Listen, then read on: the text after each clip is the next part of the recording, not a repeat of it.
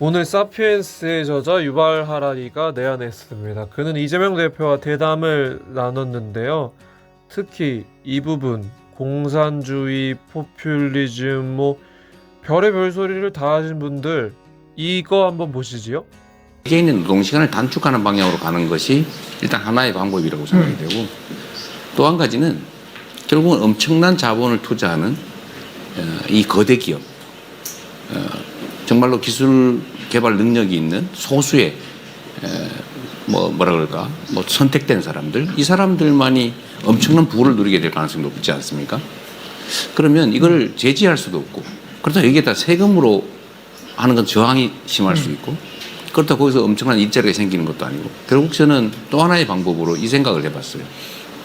결국 국가 공동체가 이 산업 발전에 지금은 되게 지원을 했는데 공공 부분에서 투자를 해서 그 수익의 이익을 상당 부분을 나눌 필요가 있지 않냐, 좀 쉐어할 필요가 있겠다. 그래서 얼마 전에 제가 예를 들면 알 수 없는 영역에 인공지능 관련 산업 또는 기업에 대규모 투자를 국민의 국부펀드로, 국민의 자본으로, 국가 자본으로 투자를 해서 그 지분을 상당 부분 확보하는 게 어떨까.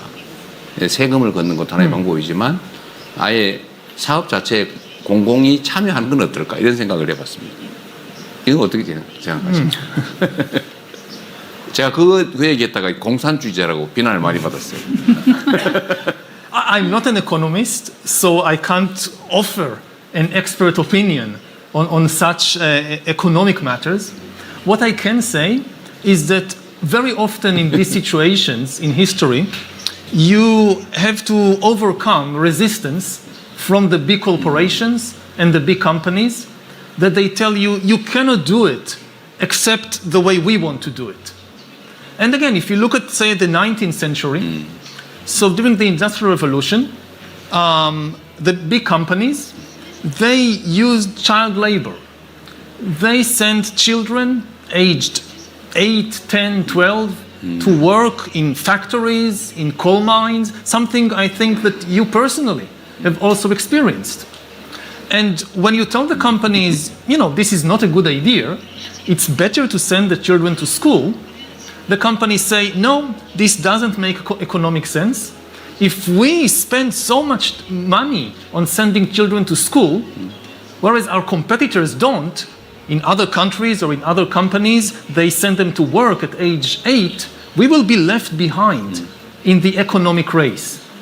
And this was a very strong argument. But in the end, people realized that actually sending the kids to school at age 10, it's not only the ethical thing to do, it's also make good economic sense. That it's much more, the country will be much more rich in the end if you send 10-year-old kids to school to get a good education than if you send them to the factory to work. So this required government action to tell the companies, you can't employ children, and this required a lot of government investment because somebody need to build this huge educational system. But in the end, it also made very good economic sense. And we are now in in a similar situation. Of course, it's very different this time. We can't just repeat the same formula that worked 50 years ago or 100 years ago. But the principle that we need government to step in is important because, as I said, nobody knows what the job market would look like in 10 years. What we do know is that it will be very volatile, fluid. It will keep changing. Like the AI revolution is not a one-time event. It's not like we now have the big AI revolution. We'll have a few years, very rough years, until finally there is a new equilibrium and everything settles down. No, AI is nowhere near its full potential. This revolution is just beginning. So we will see very big changes in the labor market, in the job market, in the next 5 years, even bigger changes in 15 years, even bigger changes in 30 years. As AI becomes more and more intelligent and replaces humans in more and more tasks. So people will need to constantly retrain and reinvent themselves and change jobs. And the big question is, or two questions. First of all, who is going to finance all this retraining? And who is going to support people while they are in transition? Like, I lost my old job to an AI. There is a new job, but I need like 6 months or 1 year to retrain. Who is going to support me in the meantime? And it's not just financial support.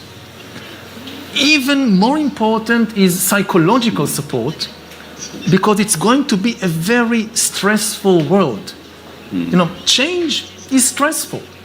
And having to change again and again throughout your life, you cannot rely on just, okay, now I know, now I have the knowledge that will keep me throughout my life, now I have the profession, the job, I will do this until I'm old. This is gone. You have to change again and again. It's very stressful.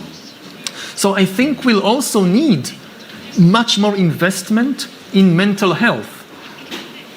We already saw it also with COVID, that it's very important to remember the mental aspects of such big crisis. That it's easy for people to focus on just the material conditions, but taking care of people's mental health is equally important. So I think in the coming years, governments will need to step in to provide both a kind of new education system for adults, so they can keep learning and changing throughout their lives, and also a much more robust mental health system to support people in very stressful times.